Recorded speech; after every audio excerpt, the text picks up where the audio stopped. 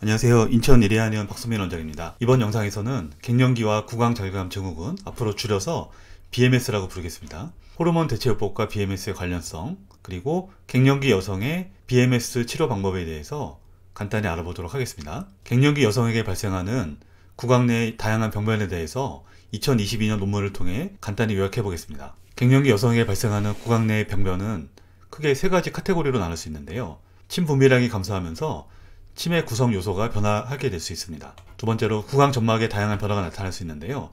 점막이 위축되고 민감도가 증가할 수 있고요. 감염에 취약하게 될 수 있습니다. 구강 자격암 증후군의 발생 위험이 높아지게 되고요.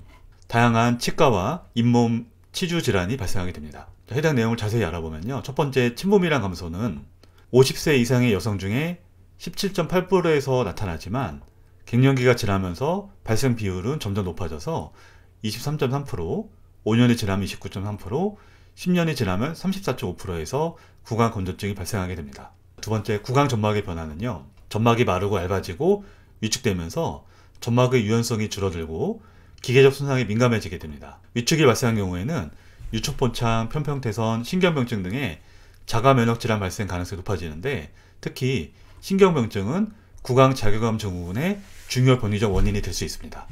갱년기 이전의 편평태선 발생률은 2% 내외였지만 갱년기 이후에는 10% 이상으로 증가하게 되고요. 다양한 세균, 바이러스, 칸디다 등의 감염에 취약하게 되면서 이로 인한 구강 자격암 증후군이 발생하게 될 수 있습니다. 다음으로 갱년기와 구강 자격암 증후군의 관련성을 알아보겠습니다.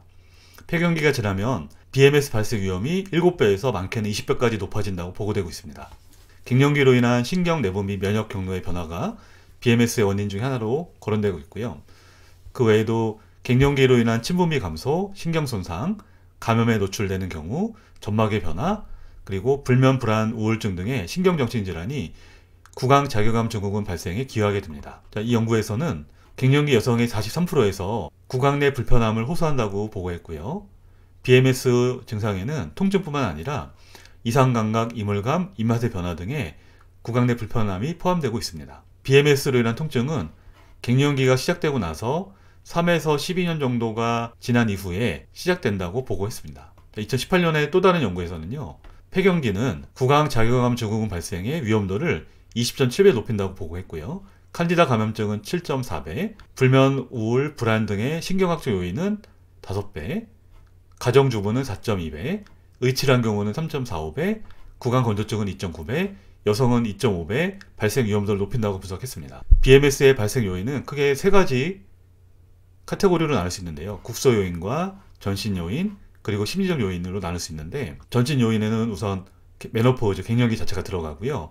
갱년기로 인한 구강 건조증과 감염 위험도가 높아지는 것도 요인으로 작용할 수 있습니다. 또한 갱년기 이후에 발생한 불안, 우울, 스트레스 등도 BMS의 원인이 될 수 있고요.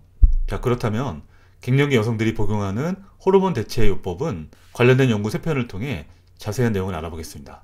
자, 첫 번째 논문으로 50세에서 58세 갱년기 여성 3,173명을 대상으로 해서 호르몬 대체 요법과 구강 자격암 증후군, 그리고 구강 건조증 사이의 관련성을 통계적으로 분석했습니다. 호르몬 대체 요법을 사용한 경우는 구강 자격암 증후군의 발생 위험도를 1.38배 높였다고 분석했고요.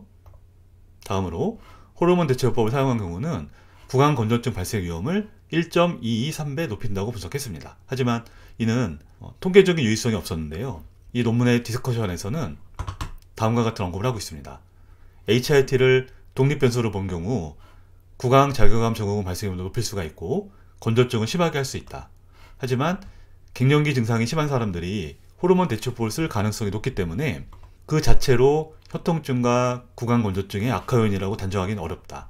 하지만 호르몬 대체요법은 혀통증과 구강 건조증을 예방하거나 개선시킬 수 있는 치료 효과는 없을 가능성이 높다고 분석했습니다. 한 대학병원에서 나온 논문에서는 일반적으로 호르몬 대체요법은 갱년기 여성의 BMS를 치료하는 데 효과적이 않다고 분석을 했습니다. 한편 영국에서 나온 한 논문에서는 호르몬 대체요법이 오히려 혀통증의 원인이 될 수 있다고 보고했는데요. 자, 이 케이스 리포트는 56세 여성으로 호르몬 대체요법을 사용하고 있는 과정에서 혀통증이 발생했고, 다양한 검사에도 원인을 찾지 못해서 결국 구강 자격암 증후군으로 진단을 받았습니다. 그 이후 HRT를 중단하라는 권고를 받고 나서 복용을 중단했고요.